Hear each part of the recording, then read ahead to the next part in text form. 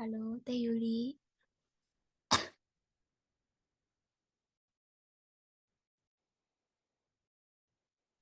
Iya, Bill. Halo, Bill. Dengar suaraku?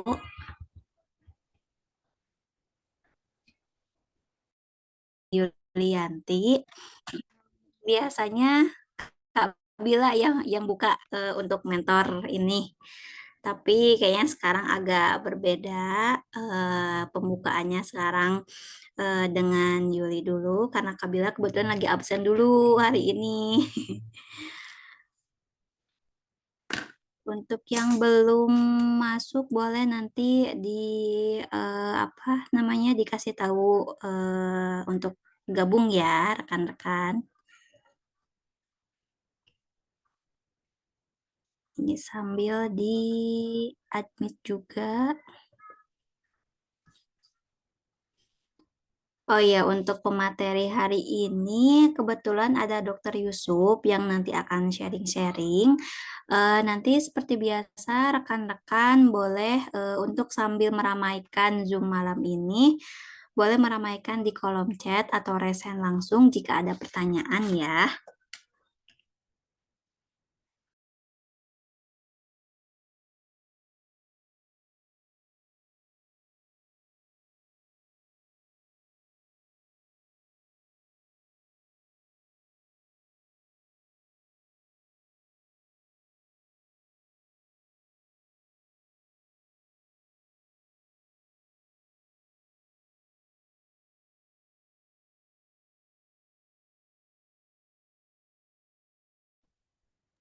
Alhamdulillah untuk pemateri kebetulan sudah ada dengan Bapak Dokter Yusuf. Untuk Bapak Dokter Yusuf, karena sekarang sudah mulai jamnya ya di jam 11.30, saya persilahkan. Assalamualaikum warahmatullahi wabarakatuh. Selamat malam teman-teman. Salam sejahtera buat kita semua. Ketemu lagi di Free Zoominar Mentoring Clinic setiap Rabu. Ya kebetulan udah 2 minggu ya. Lebih bahkan mungkin ya. Terakhir kita kopdar. Ini ada Dokter Eko juga. Eko Satrio Bahari. Gimana dok kabarnya dok? Jakarta? Sehat dok. Alhamdulillah. Alhamdulillah. Aman terkendali. Kayaknya lagi booming nih hitannya nih. Gara-gara apa namanya kita sharing-sharing bareng ya. Ya. Oke, ada juga Dr. Sugianto, terus ada juga Bu Elis, Klinik Hanif. Terima kasih sudah hadir teman-teman semuanya. Ada teman saya nih, Dr. Ani Fatmawati dari Kudus kalau nggak salah. Teman-teman, ketemu lagi di Free Zoominar Mentoring Clinic setiap Rabu dan kita ada banyak teman-teman di sini, bukan hanya saya, ada Dr. Eko Satrio juga ini spesialis hitan, klinik hitan ini, dan kelasnya hitannya premium. Ada juga ada Dr. Ani, ada lain-lain juga. Kita sharing-sharing aja, sharing-sharing bareng-bareng, kita diskusi bareng-bareng. Kami di Mentor Klinik mewadahi teman-teman untuk kliniknya untuk bertumbuh, untuk berkembang bareng-bareng. Kita belajar di sini bareng-bareng. Walaupun saya sebagai pemateri, tetapi kita sharing-sharing bareng-bareng. Ini ada Dr. Bram juga. Thank you teman-teman.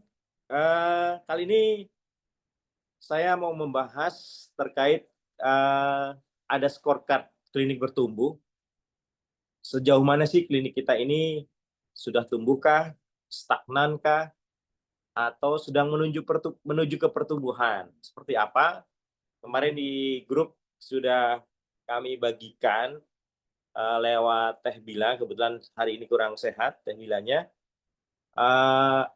Scorecard klinik tumbuh ini kita audit bareng-bareng klinik kita sejauh mana posisi klinik kita, apakah stagnan, sedang proses bertumbuh, atau memang sudah bertumbuh, atau bahkan sudah mau scale up. Kita bareng-bareng di sini, kita akan sharing-sharing teman-teman, nanti kita akan bareng-bareng, kita lihat klinik kita seperti apa, silakan kita akan bareng-bareng ngobrol ya teman-teman ya. Oke teman-teman, saya izin share screen ya. Taruh dulu. Oke. Ini.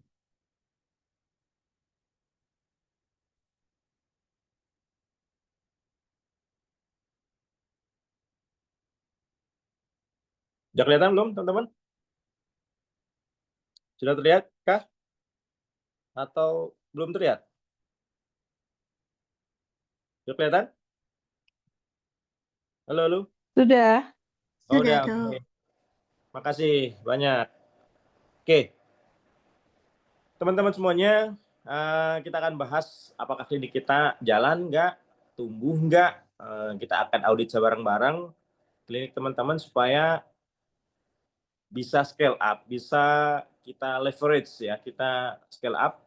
Karena saya lihat banyak teman-teman yang datang ke saya sharing-sharing ataupun ngobrol-ngobrol, pengen dibantu manajemen kliniknya karena gara-gara buru-buru scale up ataupun sudah kadang jadi sehingga ancur-ancuran. Bahkan ada beberapa yang scale up ke rumah sakit, bahkan sekarang malah rumah sakitnya dijual gara-gara untuk menutupi utang-utangnya.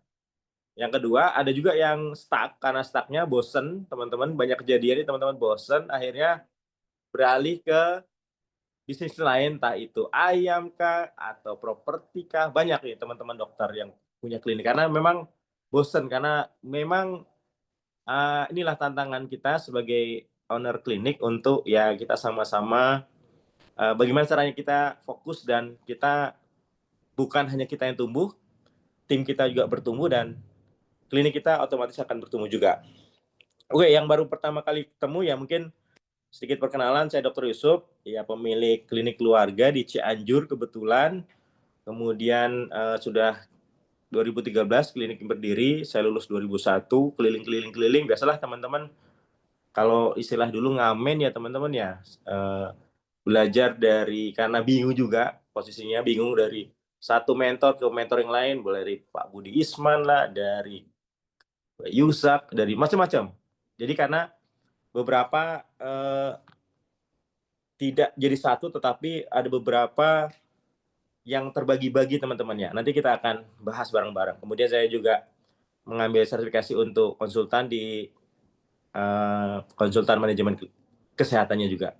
Nah, teman-teman, awalnya sama, teman-teman saya juga waktu berdiri tahun 2013 sama, praktek iya, marketing iya, kemudian ngatur laporan, membuat laporan keuangan iya, pesan obat sendiri juga iya, sampai suatu itu karena bingung, terus kerjasama dengan BPJS, pasiennya banyak, udah penuh, capek, sehingga servisnya kurang sampai karena saking capeknya sehingga sampai pernah dikomplain pasien.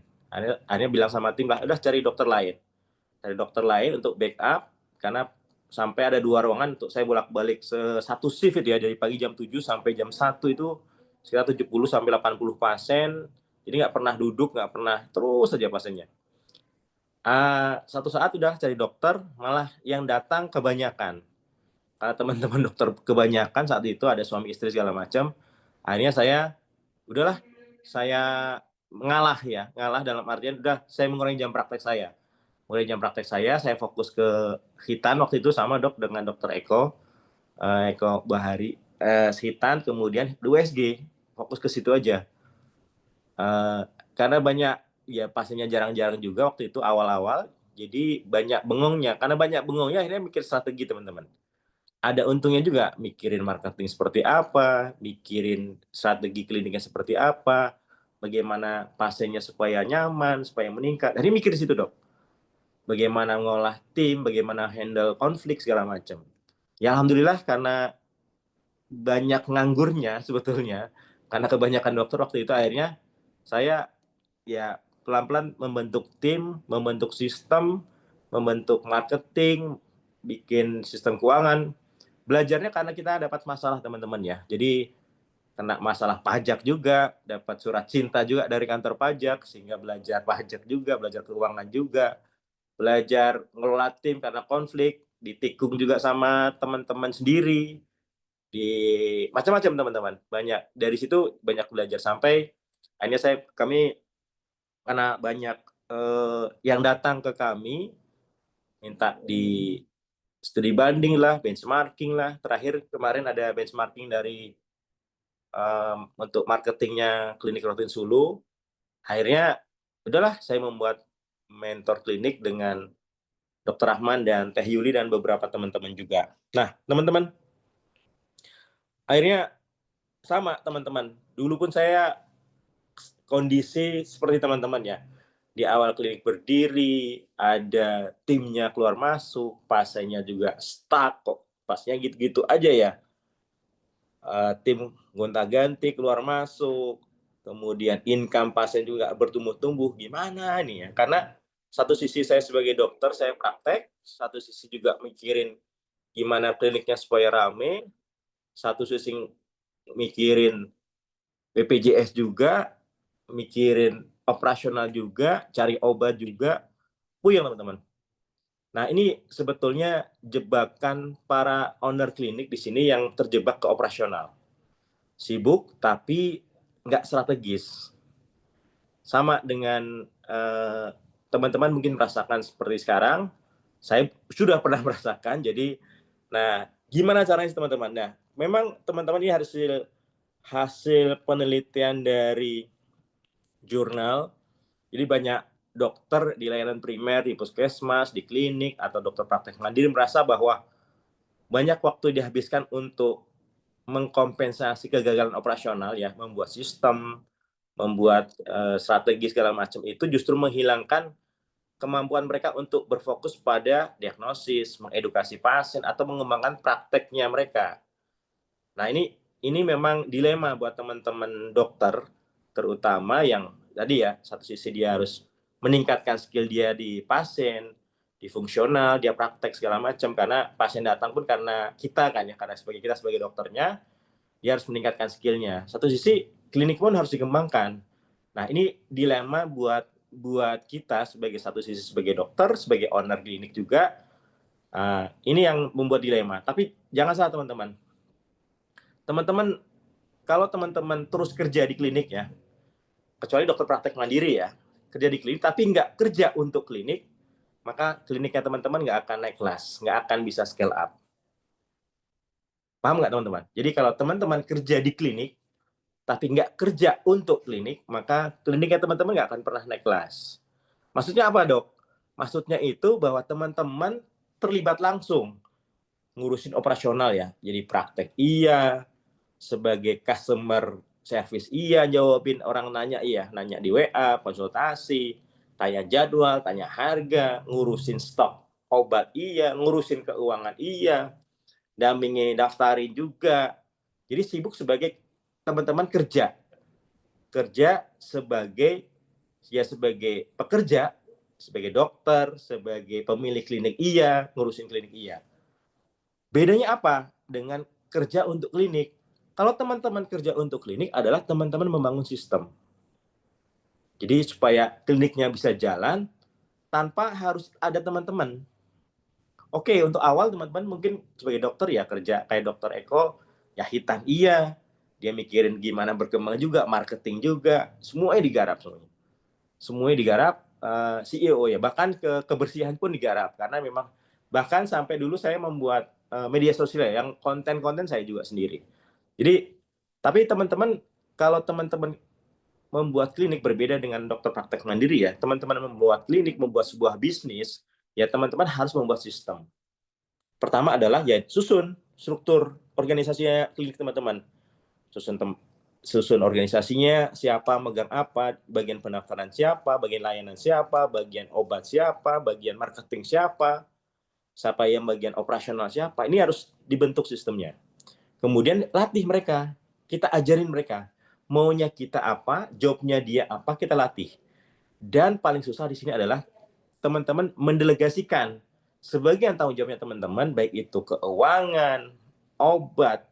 Nah ini paling susah, terutama yang bagian duit ya. Ada teman saya ngeluh gimana sih membentuk membangun klinik ya, membentuk tim susah. Timnya keluar masuk, kemudian tadi ya, dia sampai tidur tuh jam 11, kadang-kadang ya karena itu semuanya dipegang sendiri sama dia. Sampai ngitung duit setelah pasien selesai, dia hitung semuanya. Sampai pesan obat pun harus dia. Nah, kalau teman-teman itu kan masalah trust ya teman-teman. Nah, ini paling susah. Bagaimana membagi apa yang menjadi tanggung jawab teman-teman ke tim. Ini paling susah. Kemudian teman-teman membuat SOP, membuat KPI, membangun kultur, budaya kerjanya seperti apa, dan mengevaluasi juga data pasien, data keuangan, data macam-macam teman-teman. Itu diolah, kemudian dibuat strategi. Enaknya gimana? Ke depan seperti apa? Sampai mengevaluasi tim, mengembangkan tim, mengembangkan produknya mau di apa yang potensi market itu apa, kebutuhan market itu apa. Nah, ini teman-teman bekerja sebagai seorang builder, seorang membangun dan visioner ya, teman-teman membuat visi ke depan klinik saya mau dijadiin seperti apa sih? Mau dibawa kemana? Dan teman-teman memimpin klinik itu, memimpin timnya itu untuk mau dibawa kemana.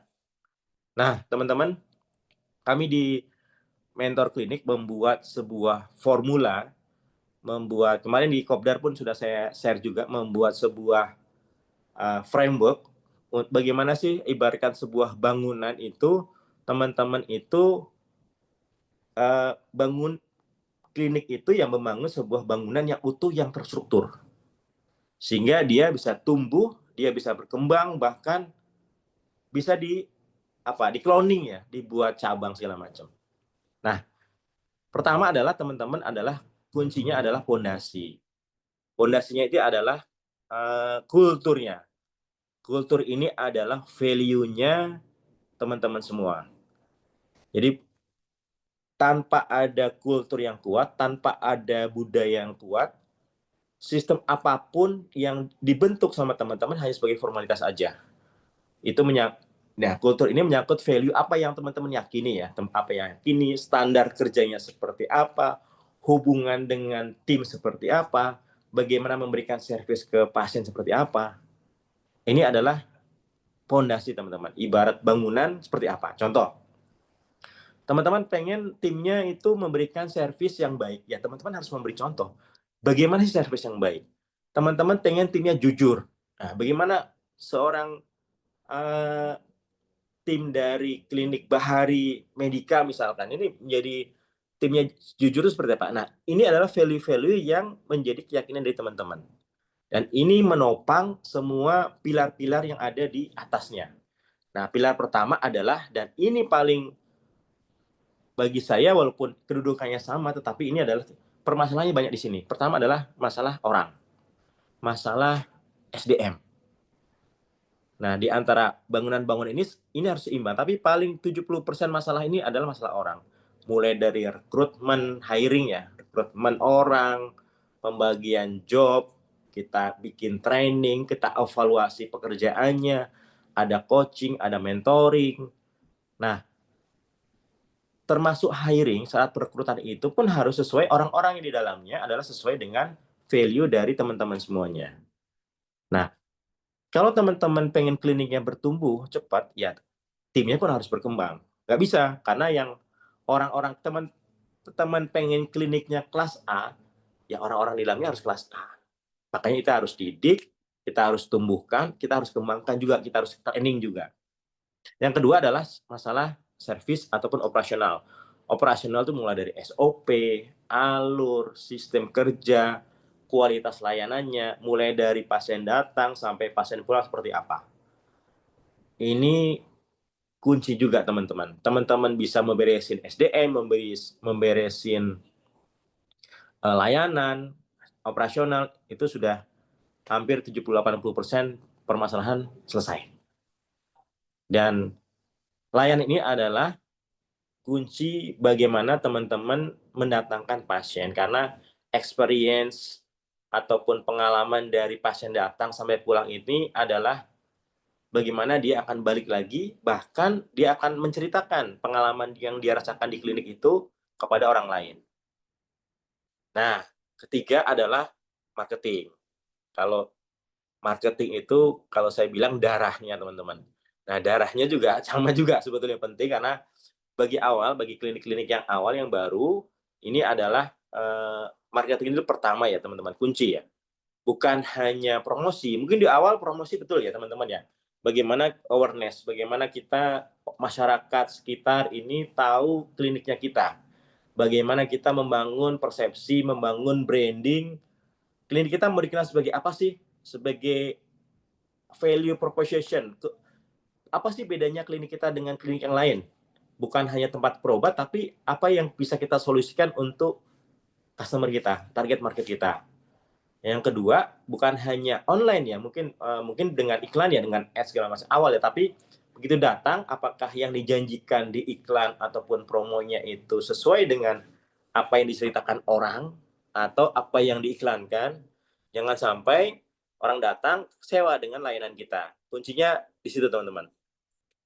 Dan pilar yang keempat adalah terkait keuangan, finance.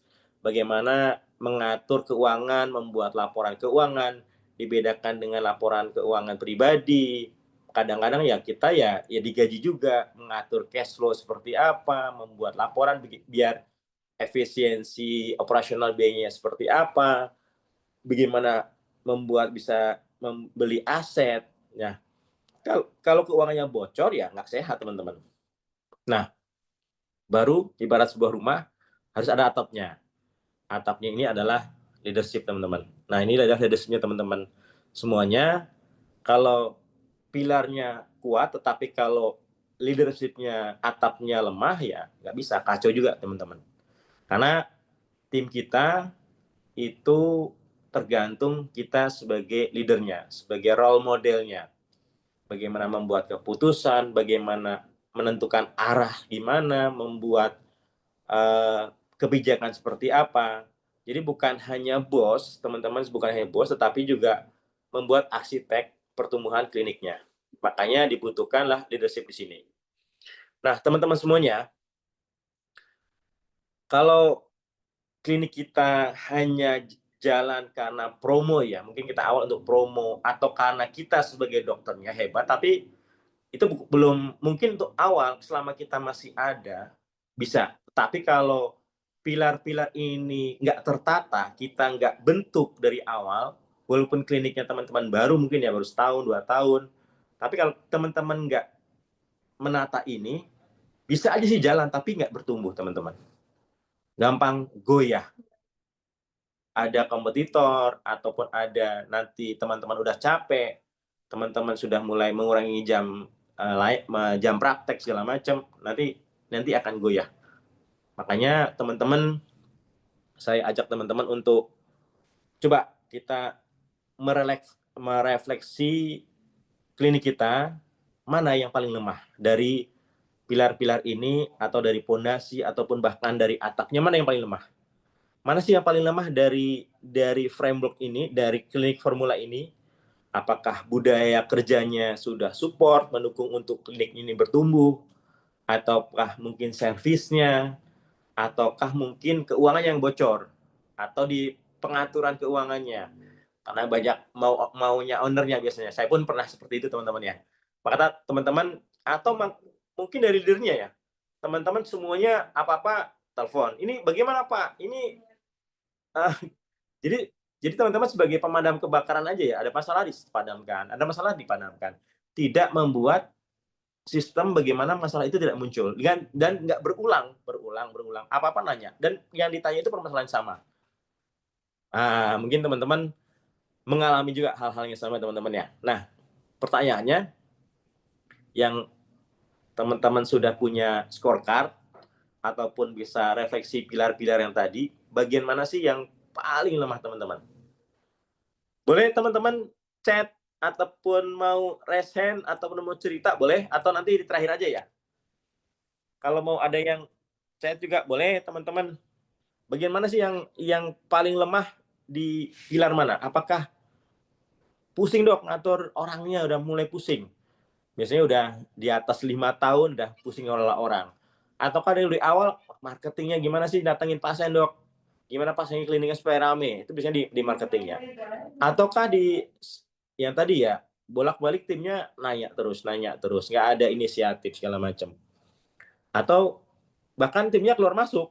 Nah, di sini karena leadershipnya teman-teman. Nah, teman-teman saya membuat Nah, kalau antara pilar-pilar ini ataupun scorecard yang kami bagikan teman-teman belum di level 9 atau 10, jangan buru-buru membuka cabang ataupun jangan buru-buru membuka layanan baru. Mentang-mentang kok ada duit ngumpul nih, ada duit ngumpul langsung. Kemudian buka layanan baru atau bangun baru, pengembangan segala macam. Kalau teman-teman nggak kuat di sistem pilar-pilarnya ini yang nanti saya khawatirkan malah jadi hancur, boncos semuanya, hancur semuanya. Atau bahkan buka cabang menggunakan tim yang ada, menggunakan modal di klinik kita yang udah membuka cabang, nggak kuat, belum kuat sistemnya, belum kuat, belum bisa di copy, bisa di cloning, akhirnya hancur dua-duanya. Banyak kejadian seperti itu, teman-teman. Nah, ini saya ada 3 solusi untuk teman-teman kalau pengen kliniknya scale up, pengen teman-teman kliniknya untuk naik kelas. Pertama adalah teman-teman harus bangun sistem supaya teman-teman kliniknya bisa jalan tanpa harus teman-teman ada. Tandanya gini teman-teman, kalau teman-teman libur, tinggal aja lah 3 sampai 7 hari, apakah kliniknya masih jalan atau enggak. Kalau kliniknya masih jalan, enggak dibakar atau ada komplain atau teman-teman ditelepon-telepon terus untuk nanya masalah regulasi, masalah KBK, kalau BPJS ya, masalah ini rujukan seperti apa, masih ditanya seperti itu, berarti belum bisa teman-teman membangun sistem. Teman-teman harus membuat struktur, siapa bertanggung jawab terhadap apa, membuat SOP, ada KPI, ada dashboard atau kinerja yang teman-teman betul-betul pantau, baik itu kliniknya maupun timnya. Nah, kemudian teman-teman tiap bulan harus mereview ya, teman-teman harus membuat SOP, membuat review, dan membuat checklist. Baik itu review data dari kinerja klinik maupun dari tim teman-teman sendiri. Ini harus dibuatkan sistemnya sampai betul-betul jalan. Jadi tinggal-tinggal. Yang kedua adalah membuat tim, bangun tim. Jadi nggak tergantung sama kita yang tadi ya. Teman-teman lagi liburan, lagi pulang kampung, misalkan liburan sama teman-teman, sama keluarga, ditelepon untuk tanya masalah rujukan, masalah macam-macam. Karena belum ada SOP, belum ada sistem yang dibentuk, dan belum ada penanggung jawabnya. Nah, teman-teman ini harus mengembangkan tim ya, harus mendidik timnya, membuat training, dievaluasi, ditumbuhkan. Jadi kita latih dan kita tumbuhkan tim kita. Kalau timnya pinter, bertumbuh, berkembang, dia bukan hanya stay, dia bukan hanya betah, tetapi juga dia kita bisa didik dia untuk menggantikan second line-nya kita. Nah, jadi teman-teman jangan berpikir bahwa dari gajinya aja, dari uangnya aja, apalagi Gen Z ya. Gen Z ini kadang-kadang dia kalau kliniknya punya visi yang jelas, punya value yang oke, ownernya oke, dan dia bisa bertumbuh, dia akan stay. Banyak pertanyaan pada saya, gimana sih membuat timnya supaya loyal, bisa punya ownership yang baik. Nah, ini sebetulnya kita sebagai leadernya, jadi bukan hanya sebagai pemadam kebakaran, tetapi ya menumbuhkan mereka. Kita latih mereka, kita training mereka, kita tingkatkan kemampuan mereka. Pertama dari soul set, dari mindset, skill set, sama tool setnya. Kita tumbuhkan mereka bareng-bareng. Kita kasih kerjaan, kasih KPI, kita review performanya mereka tiap mingguan, bulanan, kita review. Dan ada briefing teman-teman ya, ada evaluasian. Minimal teman-teman membuat sebulan sekali. Syukur-syukur bisa seminggu sekali atau bahkan tiap hari kita buat briefing pagi, evaluasi. Minimal ya nggak usah lama-lama, 5-10 menit aja. Gimana? Karena beberapa penelitian, beberapa pengalaman juga, teman-teman yang melakukan review, melakukan briefing rutin, ini produktivitas dari timnya bisa naik 2 kali. Oke. Yang ketiga adalah teman-teman harus punya strategi akuisisi ataupun retensi. Bagaimana kita mengakuisisi customer kita, pasien, ataupun membuat pasien kita supaya balik lagi, supaya repeat order, supaya dia nggak ke lain hati. Nah, teman-teman harus punya strateginya. Jadi pasien itu nggak datang sendiri ke tempat klinik kita, teman-teman ya. Perlu ada pendekatan, perlu ada marketing. Perlu yang sudah datang ke kita, perlu kita CRM, kita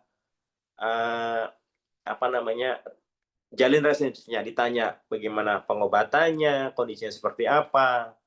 Kalau di kasusnya Dokter Eko Baharim, kalau hitan dia mungkin sekali ya, nggak ada hitan 2 kali nggak ada kan ya. Nah itu mungkin ada program referral atau program loyalty program. Nah ini harus kita, terus kemudian masyarakatnya yang kita melakukan buka layanan itu ya harus diedukasi. Kita kasih, kenapa dia mau scaling sih, kenapa dia mau apa namanya, giginya di scaling. Kalau biasanya kalau nggak ada keluhan kan masyarakat kita nggak mau di scaling. Baru giginya bolong atau sakit baru dia datang ke dokter gigi. Makanya perlu kita edukasi sih fungsinya ataupun kenapa sih harus melakukan tindakan ini atau layanan ini, harus kita edukasi temannya. Harus ada promo. Jangan lupa ya tadi ya, gimana pasien yang sudah datang ke kita, ke klinik kita itu dia nggak pindah ke lain. Jadi ada namanya customer seumur hidup. Begitu datang dia akan nggak pindah-pindah ke lain hati. Nah, paling penting teman-teman, kita bangun komunitas, kita ada support juga dari tim, ada support juga dari teman-teman di sini, dan kami membangun mentor klinik ini untuk memang sebagai komunitas. Kita punya network, kita belajar bareng, kita sharing bareng, kita saling-saling mengupgrade diri untuk ya sama-sama bertumbuh. Klinik kita sama-sama bertumbuh, berkembang, dan ya makin bermanfaat buat sebanyak-banyaknya orang. Nah, teman-teman, kami di mentor klinik ini juga punya membantu teman-teman untuk menguatkan pilar-pilar ini, menguatkan fondasi maupun atapnya, membuat bangunan ya supaya kliniknya teman-teman kuat. Dan saya harapkan klinik ini bukan tempat kita bekerja, tetapi menjadi aset yang bisa tumbuh dan ini bisa diwariskan ke anak-anak kita dan menjadi legacy ya, menjadi apa namanya, legacy kita ya. Jadi sudah waktunya teman-teman untuk kliniknya berkembang, kliniknya naik kelas. Ya mungkin kita rutin lakukan webinar ya. Mungkin teman-teman saatnya ya bergabung juga ke komunitas yang lebih premium. Kita akan bimbing bareng-bareng, kita akan tumbuh bareng-bareng, kita bangun sistem, bangun tim supaya kliniknya teman-teman tumbuh juga, dan kita akan saling support bareng ya, dengan kami membuat klinik trainer tribe premium, jadi komunitas yang mungkin sekitar hanya 4 ataupun maksimal 6 klinik yang kita akan bareng-bareng belajar bareng, mentoring eksklusif dari kami, dari saya, dari Dr. Rahman, dari Teh Yuli, kita sama-sama berkembang bareng. Nah, teman-teman, jika teman-teman sibuk ya, hanya menjalankan klinik kita sebagai dokter, tapi tidak meluangkan waktu untuk bangun sistem, bangun tim ya, klinik teman-teman akan stuck, ya di level sibuk tapi stagnan, dia nggak akan berkembang, dia nggak akan scale up. Oleh karena itu, teman-teman sudah waktunya teman-teman untuk bangun tim, bangun sistem, menumbuhkan timnya, membuat sistem bagaimana klinik ini bisa bertumbuh, berkembang, dan bahkan yang tadi ya diwariskan menjadi sebuah legacy. Jadi bukan hanya cari tempat cari nafkah, tapi ya memang jadi ada yang pahala makin ya. Kalau level kemarin yang saya bahas di Kopdar adalah investing, bahkan ya menjadi apa ya, kita membuat sebuah komunitas dari klinik yang bertumbuh ini menjadi ada CSR-nya yang kita bagikan untuk masyarakat, untuk tim segala macam. Jadi sudah waktunya walaupun teman-teman baru, tetapi kita yuk sama-sama bangun klinik kita, bukan hanya sekedar tempat praktek kita sebagai dokter, tapi juga ladang pahala, amal jariah, legacy. Jadi tidak hanya dicapai dengan ya begitu aja, tetapi harus bangun sistem, bangun tim, dan strategi yang tepat. Itu teman-teman, thank you banget teman-teman sudah sharing-sharing bareng, kita waktunya diskusi. Mungkin ada teman-teman yang mau kita diskusikan? Ada yang? Baik, teman-teman. Ada yang ingin ditanyakan atau didiskusikan atau mau ada yang sharing-sharing nih? Boleh diramaikan kolom chatnya ya, atau langsung raise hand aja. Selamat datang, siapa nih? Dokter Diah dari Sidoarjo ya. Selamat datang, Dok. Kalau scorecardnya boleh nanti sama Teh Bila, nanti ya di admin ya, Dok. Ada kita bagikan nanti chat sama Teh Bila. Nanti kebetulan beliau lagi kurang sehat, biasanya Teh Bila yang jadi hostnya ini Teh Yuli yang jadi host. Ada yang mau atau ada yang mau sharing ya? Kemarin ya yang sudah dibagikan scorecardnya, levelnya di mana ya, Dok ya, teman-teman ya? Atau ada yang mau berbagi di sini, teman-teman? Boleh? Oh, level 3 ya, Dok? Mantap. Masih apa permasalahannya, Dok? Dok, Dokter Eko, Dokter, Ya dok, apa permasalahannya, Dok, kira-kira? sebenarnya mungkin bagi saya itu klasik ya dok. Ya delegasi sih dok. Delegasi kepercayaan itu yang bisa kita kasih terutama ke dokter praktek lah gitu kan. Karena waktu kopdar itu, waktu kopdar kemarin itu ya saya juga sempat cerita sih sama dokter Rahman kan. Ya kesulitan atau tantangannya itu sebenarnya delegasi. Sebenarnya itu sih dok, gimana sih caranya kita apa ya istilahnya yakin dan percaya kalau dia nih mampu gitu sebenarnya. Jangan sampai lewat garis lah gitu dok. Ini memang apa tantangan kita bareng-bareng, Dok, sebagai owner ya. Saya pun dulu seperti itu dan banyak banget tantangannya seperti ini, Dok. Masalah pendelegasian ya, membentuk tim. Ini paling susah, paling susah. Jadi memang pelan-pelan, Dok, dalam artian memang ya awalnya kita latih dulu tim kita ya. Ada teman-teman dokter kalau masalah hitan, Dok ya, ya didampingi dulu. Dampingi, dicari kalau perlu dibuatkan SOP, Dok. Kalau di klinik mungkin ada clinical pathway, dibuat SOP-nya kalau kasus seperti ini seperti apa. Dampingi dulu. Sampai betul-betul udah lepas. Mulai dari kalau kita sebagai owner kan kita peduli ya sampai ke betul-betul komunikasinya ke pasien gimana, bagaimana teknik hitanya, bagaimana menangani orang tuanya sebagai bukan hanya sebagai customer ya, justru yang utamanya bagaimana membuat experience di klinik kita. Nah itu kita sebagai owner pasti. Nah tepatnya tim kita, dokter yang lain bisa nggak seperti itu? Nah ini tantangannya dok. Jadi ya memang harus dilatih dok. Kalau enggak ya, kalau kita sebagai pekerja terus, sebagai dokter terus, nggak ya nggak ada waktu, energi kita capek dok. Nggak ada waktu untuk memikirkan strategi, nggak ada waktu memikirkan bagaimana mengembangkan klinik kita, mengembangkan layanan, mengembangkan mengolah aset-aset yang ada. Itu. Ini harus dibuat sistem, dibuat tim sih dok. Dan ini memang paling berat saya rasa itu, karena banyak banyak banyak owner. Tapi tenang aja dalam artian gini, memang awal kalau bagi saya dok ya, gini ya, awalnya memang berat, tapi coba aja dulu dok. Tapi dilatih ya, kemudian salah nggak apa-apa, itu buat pembelajaran buat dia juga, tapi kita pantau sih. Itu mungkin tipsnya dok. Tapi dan begitu kita serahkan, kita lebih lega dok. Dalam artian memang jatah kita berkurang ya. Kita sebagai dokter, biasanya kita operator sendiri, jatah kita berkurang, kita bagi nih. Kita bagi ini. Itu yang paling berat juga, kita membagi rezeki kita ke orang lain. Tapi jangan khawatir dok. Begitu kita bagi rezeki kita, nanti akan datang dari sumber yang lain. Betul dok, betul. Nah, dan klinik kita makin besar itu. Tenang aja. Nggak mungkin Tuhan Allah nggak akan membuat klinik kita menjadi besar kalau kita membesarkan orang lain juga. Itu sih. Betul sih dok. Memang saya sempat sih ngelatih diri saya untuk berani mendelegasikan. Dan ya mungkin karena mindset atau ketakutan ya dok ya, sehingga ya ternyata benar ya, itu harus kita coba dan harus kita jalani, pelajari. Dan kalau nggak gitu, menurut saya nggak belajar gitu dok. Dan alhamdulillah ya tercapai juga pembelajaran itu, walaupun belum maksimal kita mendelegasikan itu sih dok. Tapi memang harus dicoba sih. Gitu sih dok. Intinya masalah berbagi sih dok. Intinya masalah berbagi. Dan kalaupun contoh ya, kalau hitan saat high season gitu dok, kalau dokter nangani sendiri melakukan pasien mungkin anggaplah 10-20 ya gempor juga dok ya. Nanti kalau kita bagi-bagi kan lebih cepat, penanganannya lebih cepat. Dan Betul. mungkin servisnya lebih oke mungkin. Betul, Dok.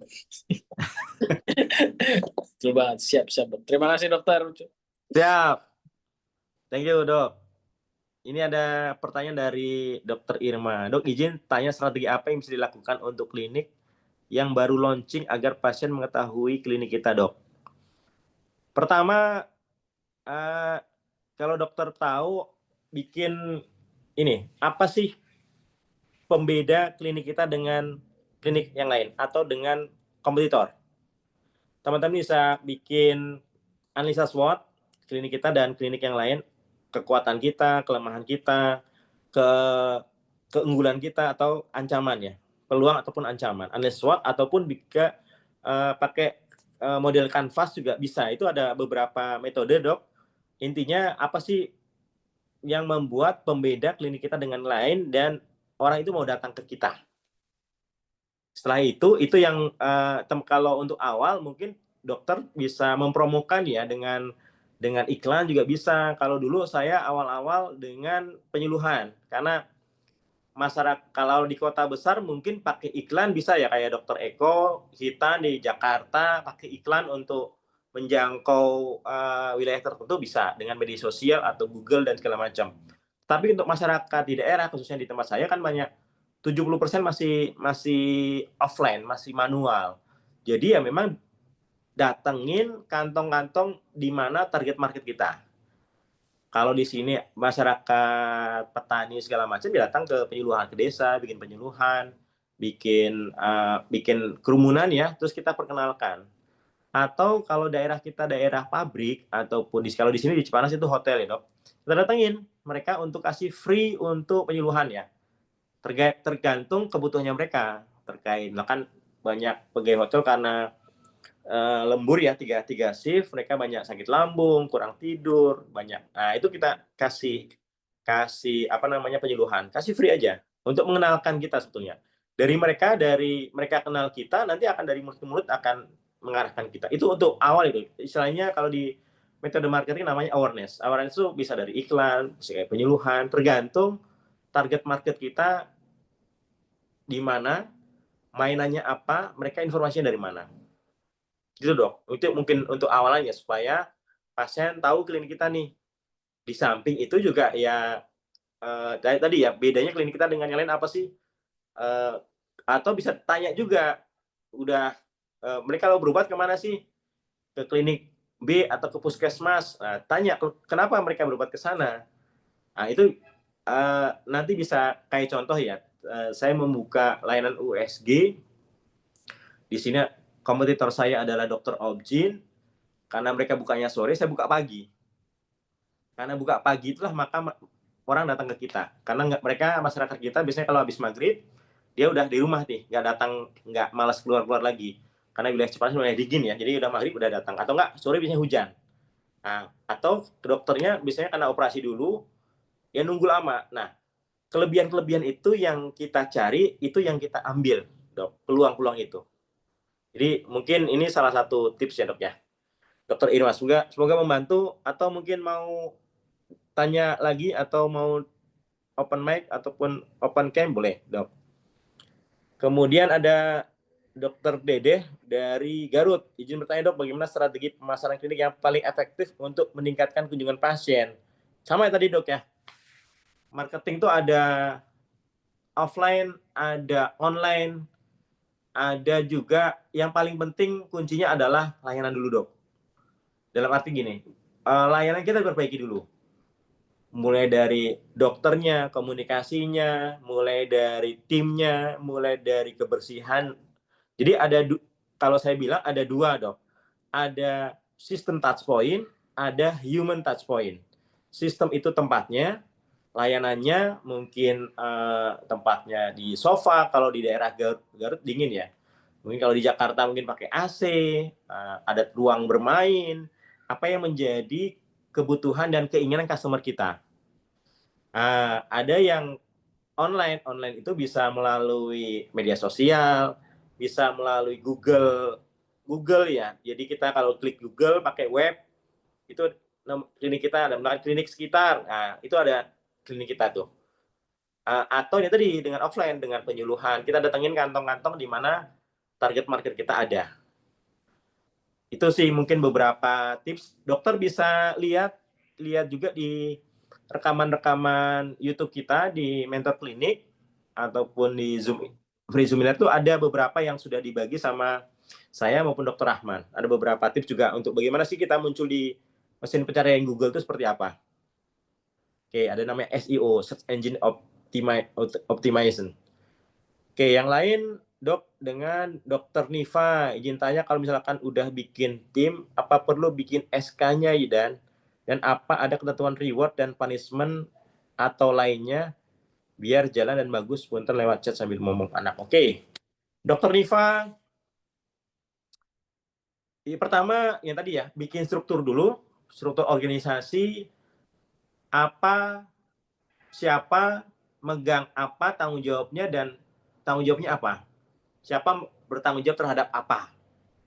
Bikin struktur ya, bahkan di koordinator layanan, misalkan atau di pendaftaran, atau di obat, atau di apa.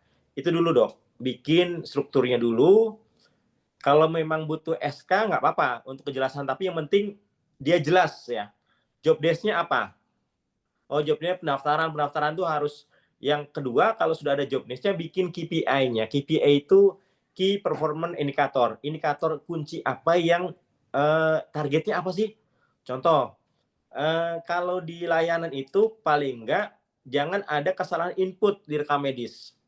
Harus senyum, jangan sampai pasien komplain. Contoh ya itu beberapa indikator ya. Dan itu harus dinilai. Dia harus tahu nih target dia apa sih sebagai orang pendaftaran. Oh, target dia kalau di bagian layanan obat, oh jangan sampai ada kesalahan pemberian obat. Harus ada edukasi, harus ada cross selling. Bukan hanya ngasih obat, tetapi harus jualan juga produk-produk lain. Contoh bahkan kalau puyer, oh pemanisnya dijual, ditawarkan. Itu salah satu ya, Dok. Kemudian jangan sampai ada, kalau perawat jangan sampai ada kesalahan tindakan ini di mutunya. Ada di mutu, ada juga bisa jadi, Dok, kayak dulu di awal-awal saya mendirikan klinik, ada bidan, dia bantu di perawatan, juga dia sebagai marketing. Karena dia sering update status, kemudian dia banyak komunikasinya bagus. Saya kasih tugas job marketing. Bantu saya untuk update di media sosial, kasih target kunjungan ke badan-badan usaha waktu itu ya. Bikin di Car Free Day kita bikin stand. Ada target-target yang harus kita buat untuk mereka teman-teman. Dan kalaupun targetnya ada poin-poin, kalau targetnya terpenuhi, misalkan targetnya 100, dia mencapai 90, baru kita kasih reward. Bukan punishment ya dok, kalau saran saya konsekuensi. Oleh karena itu ada indikator-indikator yang harus dinilai. Dia tahu nih, setelah itu dalam sebulan kita nilai, kita evaluasi. Dalam artian dikasih feedback. Dikasih feedback, tapi one on one.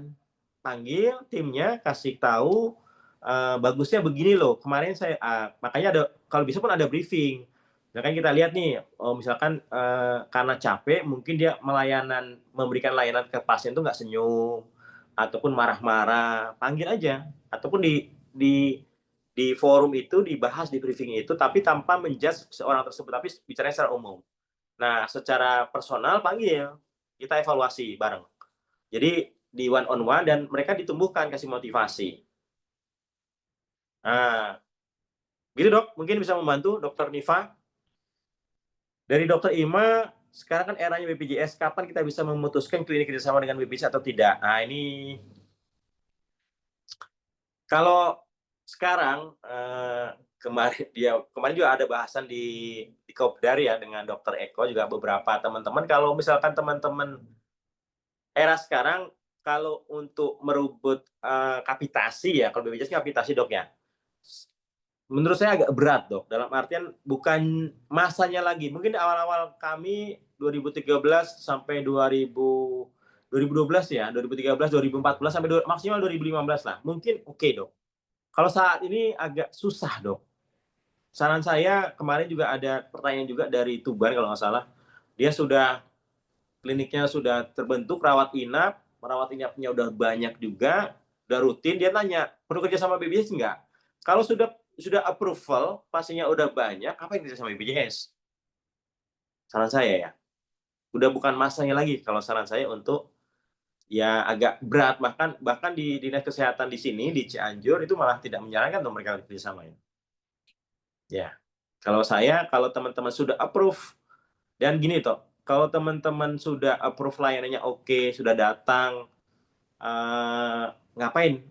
Kalau teman-teman layanannya sudah terbukti bagus, dokternya berobatnya sembuh, ramah, komunikasinya oke, timnya juga ramah, tempatnya bersih, nyaman, tersolvekan permasalahan dia. Kalau sudah approval seperti itu ya sudah market fit istilahnya dok ya. Saya rasa nggak perlu ya. Saran saya nggak usah dulu gitu. Mending toh nanti pun pasien pun datang sendiri kalau layanan kita bagus sih. Gitu dok, mungkin bisa membantu dokter Irma. Ada lagi teman-teman? Mungkin ada yang mau sharing-sharing permasalahan kliniknya ataupun kemarin sudah audit kliniknya, levelnya level berapa sih? Kalau nggak ada ya kita cukupkan sekian. Kalau memang tidak ada yang mau ditanya, kalau ada yang ditanya boleh. Teman-teman nanti kalaupun ada yang mau didiskusikan, teman-teman bisa kita punya grup, teman-teman bisa tanya juga di grup itu, sharing-sharing bareng-bareng kondisi seperti apa. Intinya kami di Mentor Klinik kita bareng-bareng ya, bukan hanya saya dan Dr. Rahman ataupun Teh Yuli, tapi kita bareng-bareng ya, sharing-sharing bareng aja, kita menumbuhkan klinik kita bareng-bareng. Terima kasih semuanya teman-teman dokter, teman sejawat, para owner klinik, para manajer klinik yang sudah sama-sama kita belajar bareng di sini, sama-sama sharing-sharing. Terima kasih semuanya. Teh Yuli, thank you banyak. Dokter Eko, terima kasih semuanya. Dokter Niva dan lainnya. Kita ketemu lagi. Nanti kemungkinan kita akan sharing-sharing dari klinik lain untuk gimana sih supaya success story-nya klinik itu supaya bertumbuh.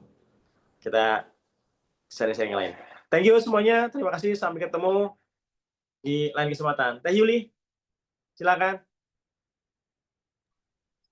Siap, siap, Dok. Alhamdulillah ya untuk Zoom mentor malam ini. Atau ada yang mau yang sharing-sharing lagi atau cukup ya? Cukup ya, Teh Yuli.